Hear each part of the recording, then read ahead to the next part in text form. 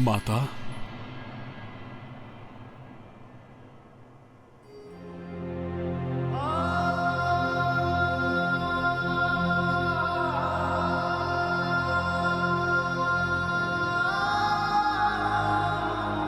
मां, आपको पीड़ा हुई, यहां तक आने का कष्ट उठाना पड़ा आपको, ये सब देखना पड़ा, उसके लिए आपका ये पुत्र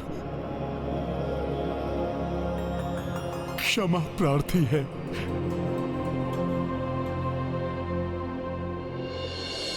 पुत्र, मां का सबसे बड़ा सुख होता है उसकी संतान का सानिध्य, और उसे प्राप्त करने के लिए वो सभी कष्ट सहन कर लेती है। किंतु माता, अभी तो इस अश्वमेध यज्ञ की यात्रा में और भी न जाने कितने संकटों का सामना करना पड़ सकता है मुझे। किंतु अब आप तनिक भी चिंता मत कीजिएगा माता। आपने स्वयं देख लिया है ना माता कि किस प्रकार प्रभु श्री राम एवं आपके आशीर्वाद से इतनी बड़ी अनहोनी टल गई। मां का हृदय कोमल होता है पुत्र। पुत्र चाहे कितना भी शक्तिशाली हो, बलशाली हो, किंतु अपने लाल को संकट में देख मां का हृदय चिंतित हो ही जाता है पुत्र।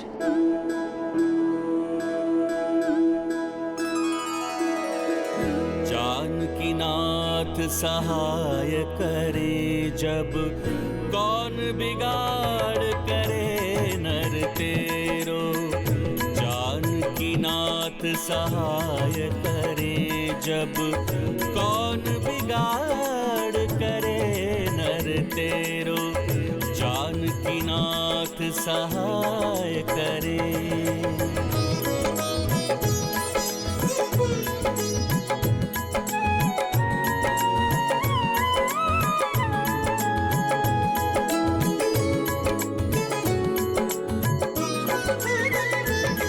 सूरज मंगल सोम भृगु सुत, बुध और गुरु वरदायक तेरो।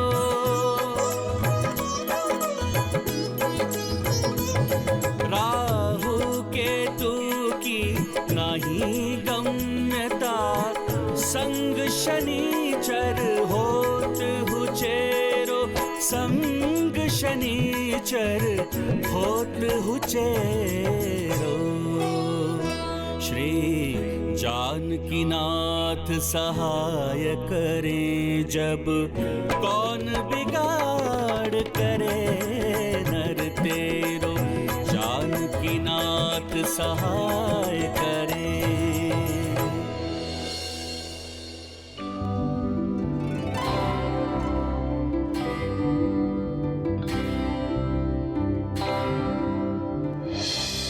भक्ति की पराकाष्ठा के दर्शन हुए हैं आज मुझे तुम्हारे सानिध्य में हनुमान। कदाचित मुझे भक्ति के गहन मर्म को समझना था, इसीलिए मैं यहां तक खींची चली आई। ऐसा नहीं है मां, आपकी उपस्थिति प्रमाण है इस तथ्य का कि मां अपनी संतान के लिए किसी भी संकट का सामना कर सकती है। सत्य तो ये है कि माता आपकी उपस्थिति ने मुझे शक्ति प्रदान की है, जिससे कि मैं संकटों पर विजय प्राप्त कर सका।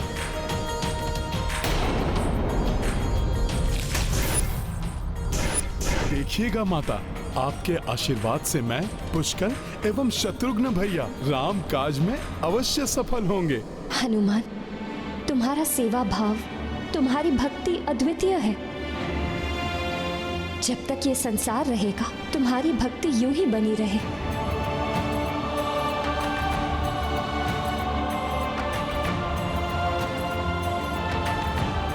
अब मुझे लौटना होगा हनुमान।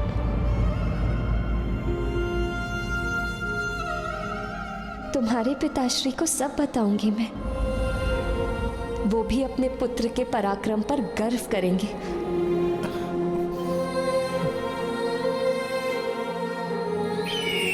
प्रणाम हनुमान जी। प्रणाम गरुड़देव। गरुड़देव, मुझे आगे की यात्रा पर जाना होगा। इसलिए मां को आप वापस ले जाइए। धन्यवाद गरुड़ जी।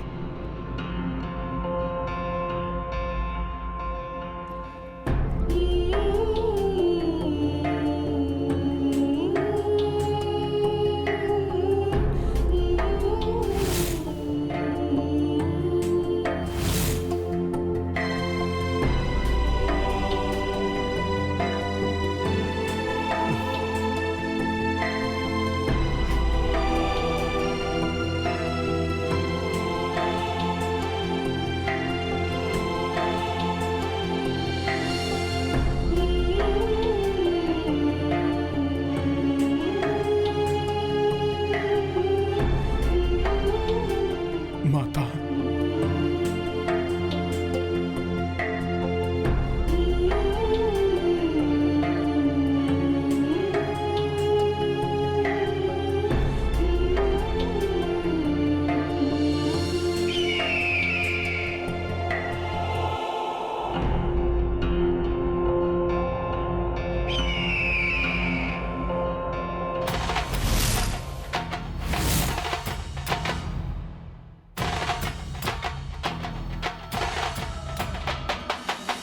क्या हुआ देवेश्वर, आपके श्रीमुख पर चिंता की रेखाएं? आज परिस्थितियों ने हनुमान को मेरे त्रिशूल का सामना करने पर विवश कर दिया है, तो प्रलय की स्थिति उत्पन्न हो गई थी। किंतु भविष्य में जो घटित होने वाला है, उस स्थिति में क्या होगा? भविष्य में? जब भविष्य में हनुमान और मैं युद्ध के लिए आमने सामने होंगे।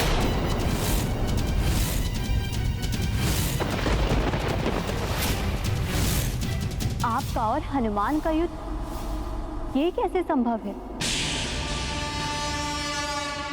होनी है ये देवी। मैं तो चाहता हूं इस होनी को किसी भी प्रकार से टाल दिया जाए, परंतु इस समय तो हनुमान को अपनी सेना एवं अश्व को आने वाली अदृश्य विपदा से बचाना होगा।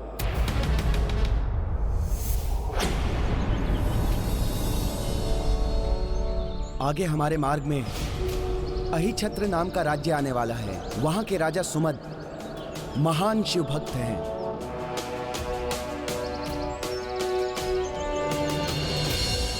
वे कदापि हमारा विरोध नहीं करेंगे।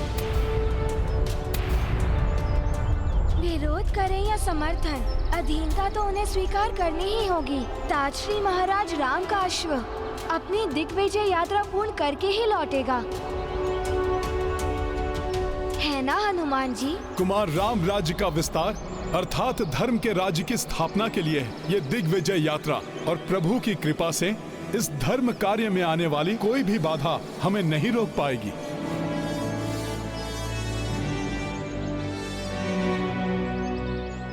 वानर, अब तक तुम्हारे ही कारण ये सब विजय प्राप्त करते रहे, किंतु इस बार तुम्हारा पराक्रम धरा का धरा रह जाएगा, क्योंकि इस बार चाल ही ऐसी चली है मैंने। आगे काल का द्वार प्रतीक्षा कर रहा है तुम सबकी। पाप का विस्तार हो, अधर्म की जय हो। किसी भी बड़े धर्म कार्य में आसुरी शक्ति बाधक अवश्य बनती है देवेश्वर। यहाँ तक कि अनेक बार देवता भी मात्र मूक दर्शक बनकर देखने के अतिरिक्त कुछ नहीं कर पाते। देवी, विधि के विधान में कोई भी हस्तक्षेप नहीं कर सकता, क्योंकि होनी होकर ही रहती है।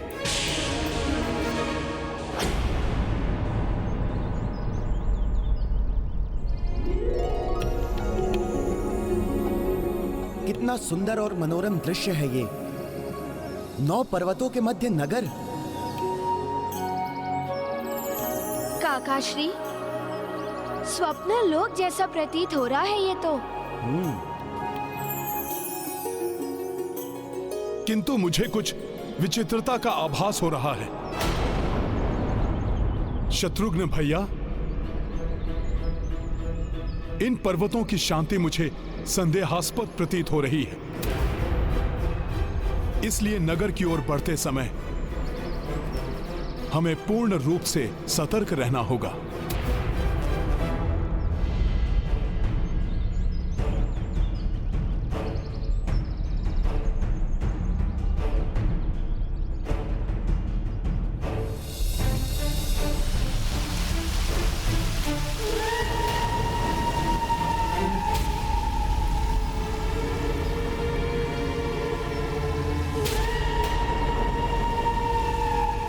ये विचित्र ध्वनि कैसी है?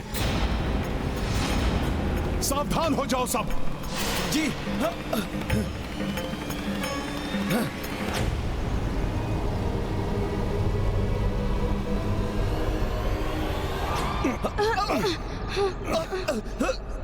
ये क्या हुआ? हम तो वहीं आ गए जहां पर हम थे। ऐसा प्रतीत हो रहा है जैसे कोई हमें अहिछत्र राज्य की सीमा में प्रवेश करने से रोक रहा है। किंतु हमें राज्य की सीमा में प्रवेश तो करना ही होगा। चलिए पुनः आगे बढ़िए सब। हमें शीघ्र ही राजा से मिलना चाहिए। इन सबको ज्ञात ही नहीं है कि ये कितना भी प्रयास कर ले, किसी भी प्रकार से प्रयास कर ले, किंतु ये राज्य की सीमा में प्रवेश करने से हर बार रोक दिए जाएंगे। रुक जाइए, आप मुझे सबसे आगे चलने दीजिए। आगे का मार्ग मुझे सरल प्रतीत नहीं हो रहा। किसी भी संकट से सभी की रक्षा के लिए मुझे आगे रहना होगा।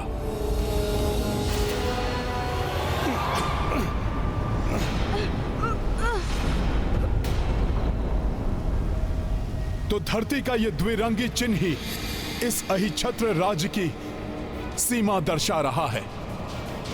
देखता हूं ये किस प्रकार का अवरोध है।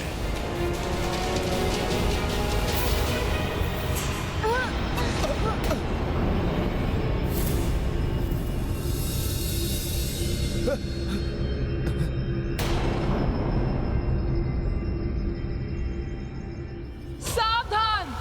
लौट जाओ तुम सब, अन्यथा तुम सबके जीवन का अंत हो जाएगा। हाँ, अंत हो जाएगा। लौट जाओ। किसका स्वर है ये?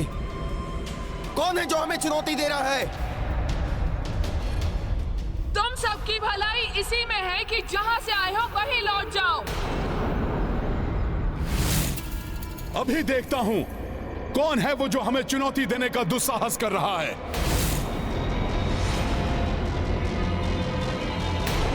आसपास तो कोई भी नहीं दिखाई दे रहा है मुझे। तुम सब भी आसपास नहीं दिखाई दोगे। यदि तुम सबने हमारा कहना नहीं माना तो उचित यही होगा कि लौट जाओ यहाँ से। हम यहाँ लौटने के लिए नहीं, अपितु धर्म कार्य हेतु यहाँ पर आए हैं। उसे पूर्ण किए बिना हम यहाँ से नहीं जाएंगे।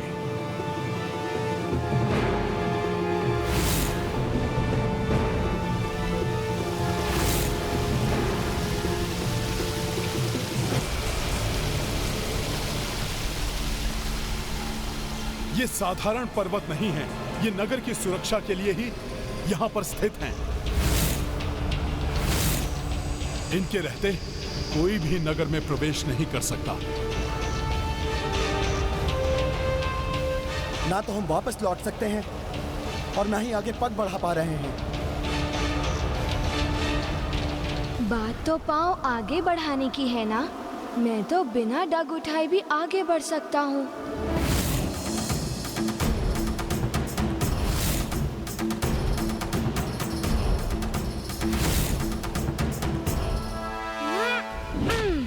पुत्र पुष्कल! पुष्कल!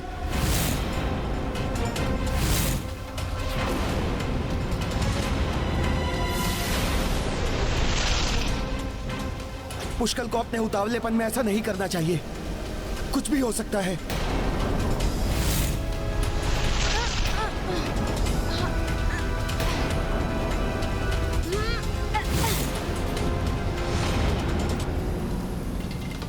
आश्चर्य है, इसे तो कुछ नहीं हुआ।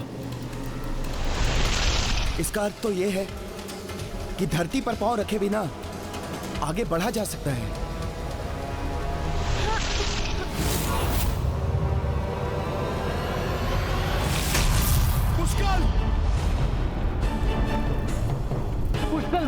पुत्र।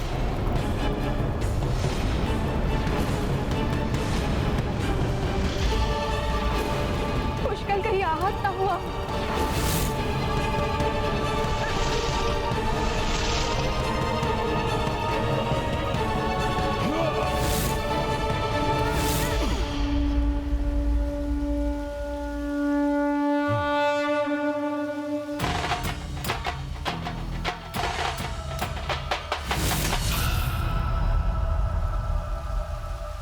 पुत्र पुष्कल, तुम कुशल तो हो? हाँ काकाश्री, मैं कुशल हूँ। पुष्कल, बिना सोच विचार किए कोई भी कार्य नहीं करना चाहिए। बिना विचारे जो करे सो पाछे पछताए। पुत्र, तुम संकट में पड़ सकते थे। क्षमा हनुमान जी, आगे से ऐसा नहीं होगा। किंतु इसके अतिरिक्त कोई मार्ग भी तो नहीं है।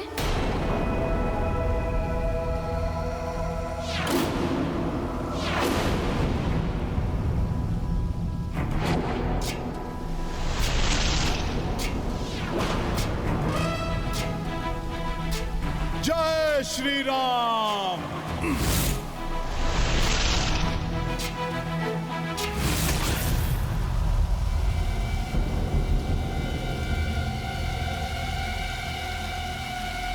हनुमान जी रुक क्यों गए? मित्र राज्य को सुरक्षा प्रदान करने वाले 9 शक्तिशाली पर्वतों, कृपया हमारी सेना को नगर में प्रवेश करने की अनुमति दीजिए। बस, हम यहाँ किसी की विनती सुनने के लिए नहीं हैं। अब यदि शीघ्र ही तुम सब यहाँ से नहीं गए तो हम तुम पर आक्रमण कर देंगे। प्रभु का कार्य संपन्न किए बिना यहां से नहीं लौटूंगा मैं, और ना ही किसी को राम काज में बाधा बनने दूंगा। जय श्री राम।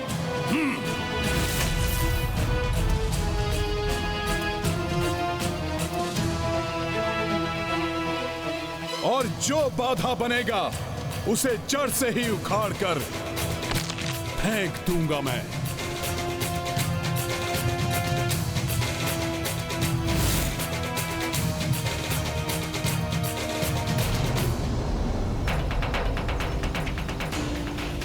मेरे प्रभु के कार्य में कोई भी बाधक नहीं बन सकता।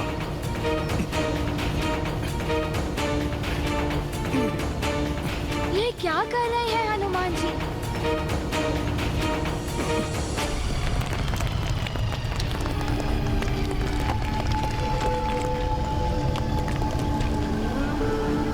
तो इसने मुझसे भी दोगुना आकार बढ़ा लिया है, किंतु मैं इसे उखाड़ कर ही रहूंगा।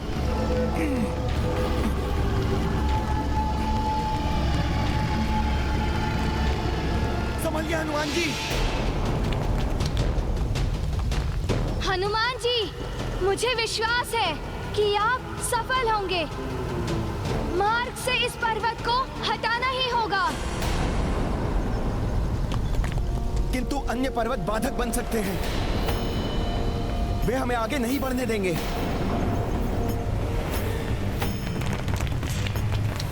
ये पर्वत तो आक्रमण करने के लिए तत्पर हो रहा है। अपने अस्त्र संभालो पुष्कल।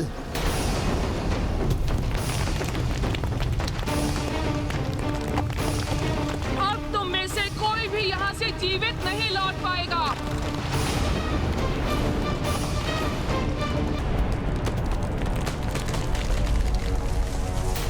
चेतावनी देने के पश्चात भी तुम सब नहीं माने।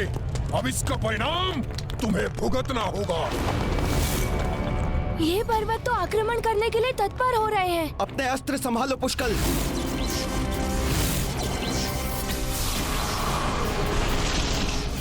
इन्हें रोकना ही होगा काकाश्री।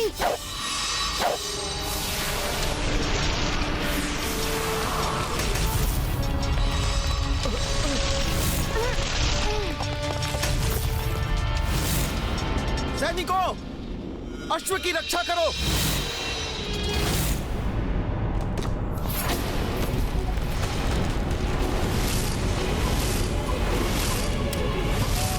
अब ये क्या होने लगा है? वहां का दृश्य धुंधला क्यों हो गया है? यज्ञ की अग्नि भी भड़क रही है, जैसे बुझने वाली हो।